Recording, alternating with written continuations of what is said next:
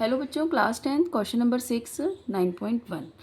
A 1.5 meter tall boy is standing at some distance from a 30 meter tall building. The angle of elevation from his eyes to the top of the building increase from 30 degree to 60 degree as the walk toward the building. Find the distance the walk toward the building.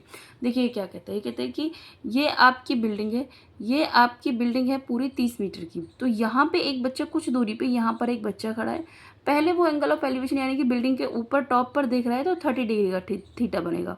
फिर वो थोड़ा चल के आया तो फिर से उसने बिल्डिंग को देखा तो ये 60 डिग्री का थीटा बना. अब जितना पास होगा उतना ज़्यादा बड़ा थीटा बनेगा. तो यहाँ से आया. अब आपको बताना क्या है, आपको ये दोनों डिस्टेंस बताने की, कहाँ से कहाँ तक वो बच्चा आया है. इसमें सबसे पहली बात ये है कि पूरी बिल्डिंग की हाइट है 30 मीटर.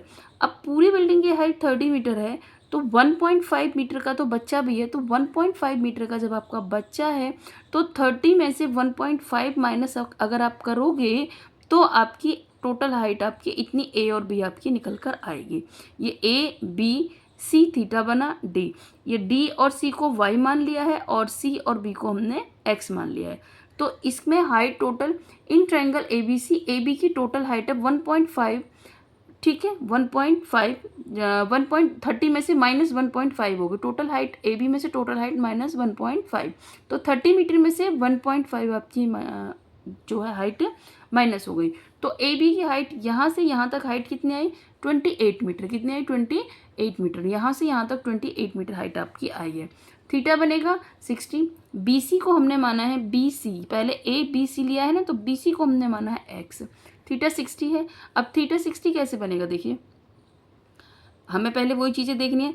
थीटा के सामने वाला perpendicular A B upon B C, A B upon B सी.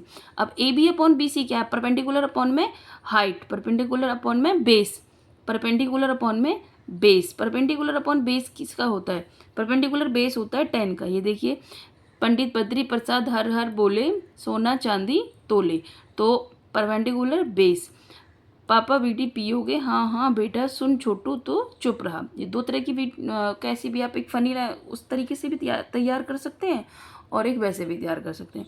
तो tan 60 की वैल्यू कितनी आ गई, √3. √3 जब हमारी आती है तो इसको अब हमें क्या करना है आगे, A B upon B C equal to P B upon में 28.5. अब पी हम लेंगे, परपेंडिकुलर लेंगे 28.5 अपॉन में एक्स, क्योंकि हमने टोटल 30 में से 1.5 बच्चे को माइनस कर दिया है, इसलिए 28.5. इसके बाद क्या करना है, इसके बाद देखिए tan 60 की value √3 equal to 28.5 upon X. √3x equal to 28.5 है, क्योंकि हमने क्रॉस मल्टीप्लाई इसको किया. जब क्रॉस मल्टीप्लाई किया तो x की वैल्यू आ गई 28.5 √3.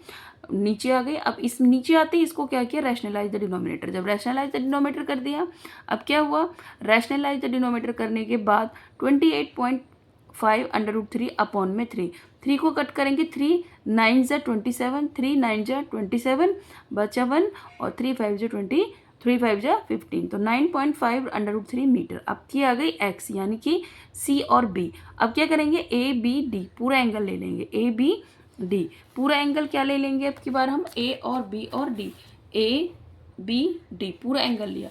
अब पूरा एंगल लिया तो पूरा एंगल का क्वेश्चन क्या बनेगा, देखिए ए बी डी लिया, ए बी है 28.5, बी डी था हमारा X plus Y, tan theta A B upon B D. tan 30 की वैल्यू 28.5 अपॉन में एक्स और वाई. दोनों को हमने एक्स और वाई को प्लस करना है, क्योंकि हमें अब की बार हमें क्या करना है, डी और बी. तो हम एक्स की वैल्यू निकाल चुके हैं, एक्स की वैल्यू फिट करके प्लस में वाई कर देंगे, एक्स की वैल्यू फिट करके प्लस में वाई कर देंगे. तो हमने यहाँ पर ये किया है, एक्स की वैल्यू फिट करी 28.5 अपॉन एक्स प्लस वाई. तो एक्स की वैल्यू क्या थी, 9.5 √3 प्लस वाई किया. अब प्लस वाई था तो 9.5 √3 प्लस वाई इक्वल टू 28.5 √3. अब ये प्लस में है तो वाई इधर रखेंगे अगर हम, तो ये प्लस की वैल्यू इधर माइनस में हो जाएगी, ये माइनस में हो गई. तो 28 में से 9 गए, 19 √3, दोनों अंडर रूट में से एक ले लेंगे मीटर. तो कितनी आ गई हमारी, इसकी वाई की हाइट कितनी आ गई हमारी, 19.3 मीटर. ये 19.3 मीटर है हमारा, और ये हमारा 19.3 मीटर है, और ये हमारा कितना है 28.53 मीटर.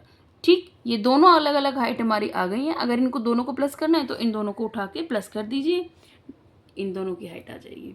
ओके, बाय बच्चों। प्लीज़ लाइक कर दीजिए बच्चों अगर अच्छा लगा हो तो।